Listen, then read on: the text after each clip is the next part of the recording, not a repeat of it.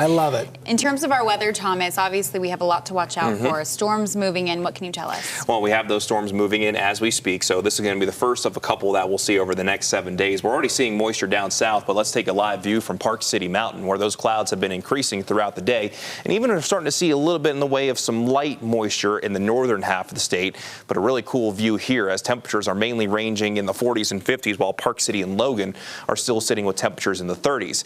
Now, I got another video that was shared by Clayton Ashcraft not too long ago, and again, this was right around as we moved into the lunch hour. You can even see a shelf cloud off in the distance, while as you look down around St. George and lower Washington County, we have areas of rain and even a few thunderstorms out there. So if you're traveling across southern Utah out there this afternoon, just be careful out on the roadways, as some of the rain has actually been a little bit heavy, while in places like Bryan Head, we're seeing mainly snow, as that snow level looks like it's probably around 8,000 to 9,000 feet in the southern portion of the state. Even Kanab checking in with a thunderstorm, and these showers will continue to work their way north as we go through the next several hours, and eventually will spill into the northern half of the state, where again we do have a few light showers at this point, though mainly favoring the high terrain. Here's a look at the bigger picture on the satellite and radar, and this shows the swath of moisture that's coming in with this trough that's approaching from the Pacific, and this trough has been tapping into the atmospheric river, just that deep subtropical moisture in the Pacific, and that is going to be spilling its way over into our neighborhood as we go from today, tomorrow, and really won't be ending until we get into our Saturday.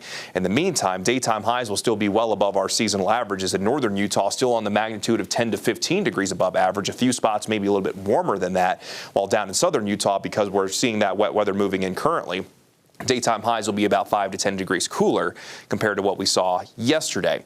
Let's go ahead and begin the futurecast, and I'll start this at 1 o'clock this afternoon. The futurecast showing that swath of showers down south, and that's going to work its way to the north as we go from this afternoon into this evening. And then by 6 o'clock, we'll likely be seeing scattered showers across the state. Not everyone will be finding wet weather, but you could be looking at a wet commute down the valleys and a slippery or a snowy commute the further or the higher up you get in elevation.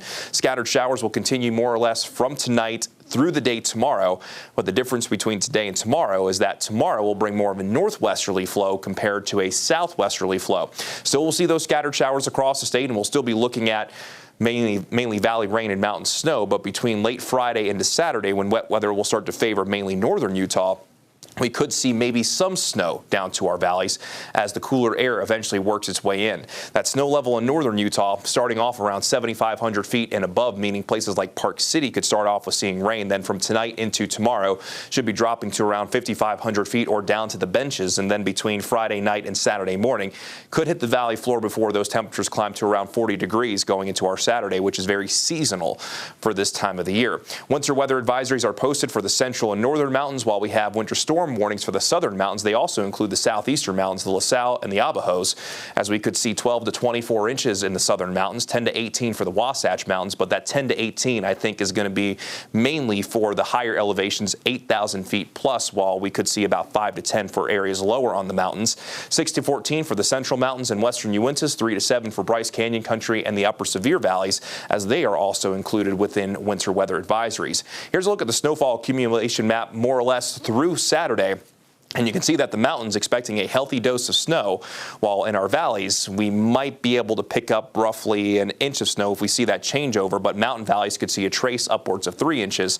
At the end of the day, we should see some very healthy precipitation. This is from the National Weather Service over the next 72 hours, and we're talking about on the magnitude of 1/4 of an inch to maybe an inch of liquid water equivalent for a lot of spots across the state, and we need it after this warm stretch of weather that we've had. In St. George, we'll be looking at a good chance of rain today and tomorrow.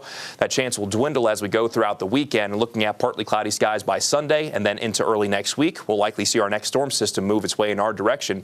Could be more atmospheric river moisture with a chance of scattered rain showers in St. George by Tuesday and Wednesday. Along the Wasatch Front, the chance of rain will be increasing as we go from the second half of this afternoon into tonight. Then valley rain and mountain snow looking likely for our Friday. Chance of rain and snow showers on Saturday with a daytime high only around 40 degrees. And then into early next week, that chance of wet weather looks like it's going to be increasing again as daytime highs will settle in the mid to upper 40s with overnight lows anywhere from the upper 20s to the mid 30s.